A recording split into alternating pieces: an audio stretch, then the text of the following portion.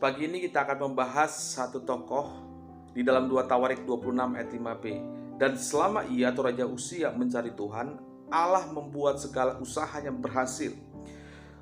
Kalau kita pelajari, Uzia bisa dikatakan sebagai seorang remaja yang luar biasa, memiliki nilai plus dibandingkan dengan rekan-rekan sebayanya, di mana dia dinobatkan menjadi raja atas Yehuda pada usianya yang masih sangat belia, yaitu sekitar 16 tahun, untuk menggantikan ayahnya yang bernama Amazia.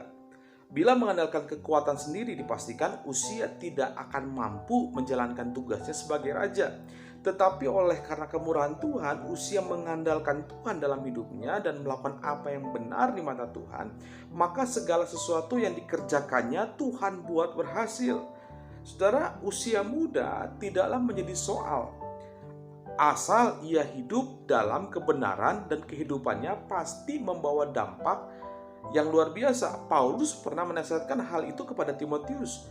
Janganlah seorang pun menganggap engkau rendah karena engkau muda. Jadilah teladan bagi orang-orang percaya dalam perkataanmu, dalam tingkah lakumu, dan dalam kasihmu, dalam kesetiaanmu, dan dalam kesucianmu. Itu terdapat dalam 1 Timotius 4 ayat 12. Nah, saudara, menjadi teladan bagi orang lain tidak harus menunggu seorang menjadi dewasa terlebih dahulu.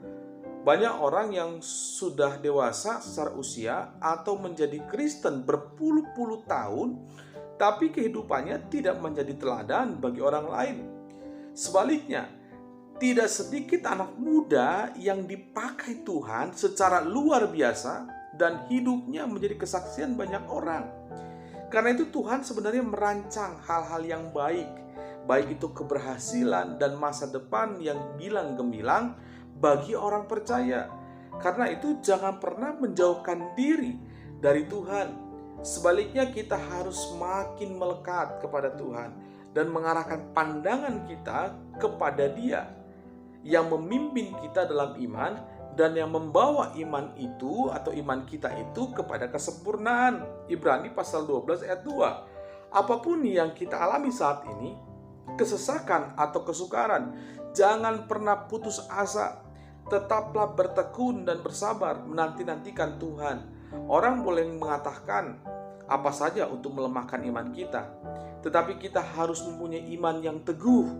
Saudara, percayalah, bagi Tuhan tidak ada yang mustahil. Dunia mengukur keberhasilan seseorang dengan uang, kekayaan, atau jabatan. Tapi sesungguhnya seseorang yang berhasil adalah orang yang hidup sesuai dengan kehendak Tuhan. Karena itu ketika kita tetap setia mencari kehendak Tuhan dan hidup seturut kehendaknya, keberhasilan pasti akan mengikuti hidup kita. Karena itu biarlah firman ini menjadi kekuatan buat kita semua untuk terus setia mengandalkan Tuhan di dalam hidup ini. Kiranya Tuhan memberkati. Amin.